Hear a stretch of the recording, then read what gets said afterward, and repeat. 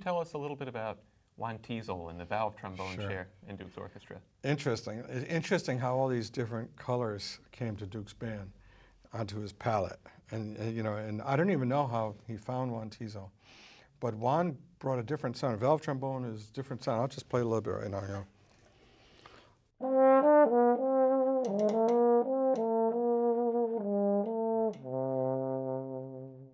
It's a different thing, you know. This is a different horn than Juan played. He had a special one made up in a key of C, but similar sound. So here he is, the third trombone.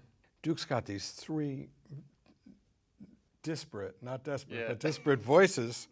Lawrence Brown, Tricky Sam Nant, and Juan Teasel. A perfect example is this thing called Bragan and Brass. The three of them are such different sounds. I mean, listen, anything really. But there's a piece where, like, he takes this line, and each trombone player has a different one. Beep, bam, boom, beep, bam, boom, beep, and it's like amazing how they all fit together. And you can hear, it's like an organ with three different sounds, you know. And so Juan brought this whole thing. He was from Puerto Rico. He not only brought a sound, but compositions, Perdido, Caravan, and he brought this kind of, well, pride is a word that fits any of the trombone players in that band. Pride, you know, like that's one of the big differences. When you play with guys that play with Duke, you sit up like this. And the trombones were, Britt used to say, the trombones were always the first ones on the bandstand, and all the other guys are like, they don't want to be seen going first. And those years they called the trombones the eager beavers, because they loved it, you know. And so Teasel adds this other kind of rapturous sound, and interesting compositions reflecting, his Puerto Rican roots, and it's really cool. When I found this valve trombone, I was really excited. I found it in Germany years ago, and I worked on it quite a bit just to work on a song. How about a little? I'll give you a little bit of Caravan.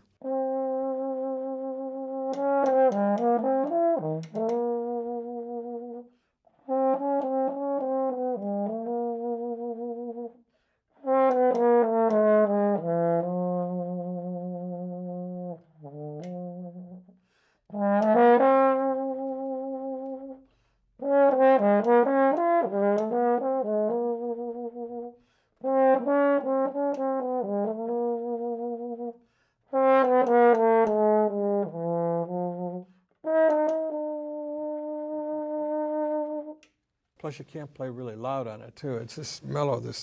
It makes you want to play a certain way, you know. Yeah. And as I say, this is a little different size than Teasel's, which was specially made for him. But it's just, there's so many different sounds now in this palette. As years go by, new people come to the band. Some leave. Ben Webster leaves. Paul Gonsalves, comes in. I'm not sure if it was exactly. No, it was some years later because there was Al Sears, but it's just like all these different pieces of a puzzle, but a very liquid puzzle. How did Duke change his arrangements when new people would filter in the band? Well, sometimes he kept the same, but he loved rearranging old stuff. And if you asked, what Duke would say when you asked him what his favorite song was? You know what it was? What's that? His next one. It was always like that. It was, it's funny, being in that set of circumstances, being on the bus every day, playing almost every night, was such a magical thing. But I didn't realize till years later, and it's like it's opened up in me over the years, what I had there, it's just fantastic, and John Sanders, who became a priest later, came in after Juan Teasel, and he had a beautiful sound too. You don't hear a lot, but there are a couple of places you can hear him. There's snippets you hear, like in the Such Sweet Thunder, as I mentioned before, and he said Juan was very helpful to him, and John was always such a very demure kind of man, and he just, and I used to say, John, how was it being on that bandstand or on the bus, for instance, and all those cussing and all that stuff, and he just kept to his own. I mean, he was friendly with the guys, but he was on his way to become a priest, and Duke was incredibly supportive of him. But Juan added so many more sounds. I could play a little bit of Pyramid, this other song, which is a little more of that mellow sound.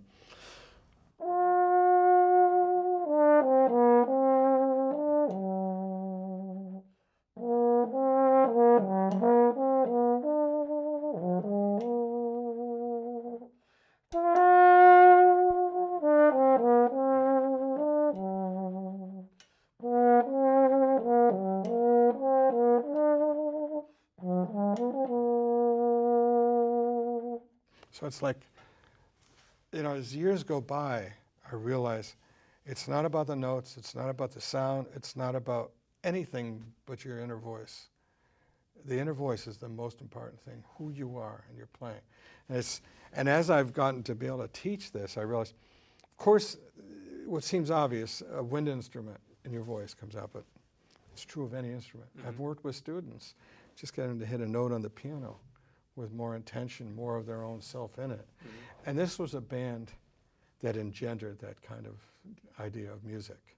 I mean, there's not a man in that band that's not expressive to the Mm-hmm. full, even like Paul Gonsalves, people remember him for these great solos and stuff. Mm-hmm. You know what he loved the best? He loved ballads. Mm.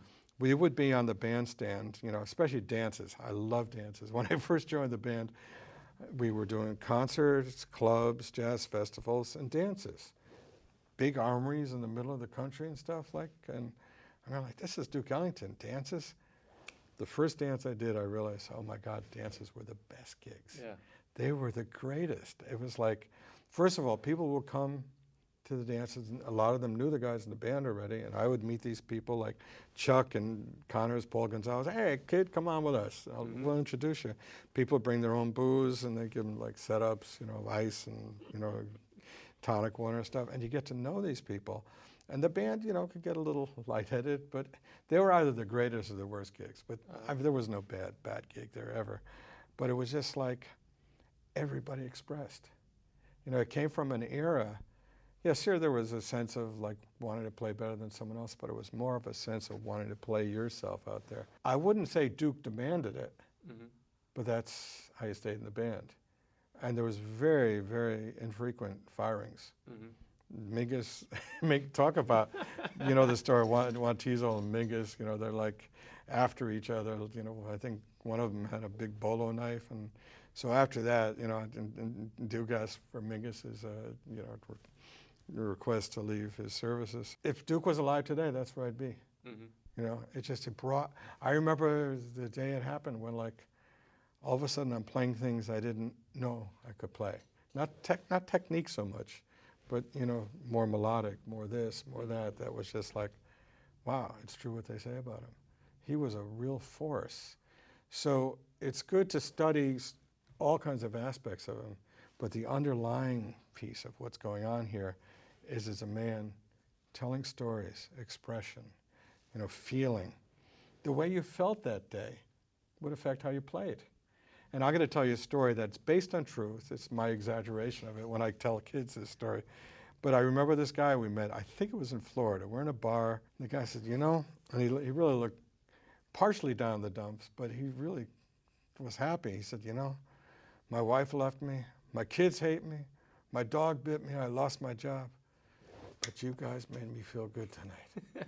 And imagine having the power to do that. Yeah. I mean, not even the power, the right, to have that, to be able to go there. We go to those nursing homes and stuff you just stand there and blow air through your horn or play your instrument, whatever it is, and people, when you express, it does something for people. Sure. Yeah, so it's just one of the greatest things I got out of that.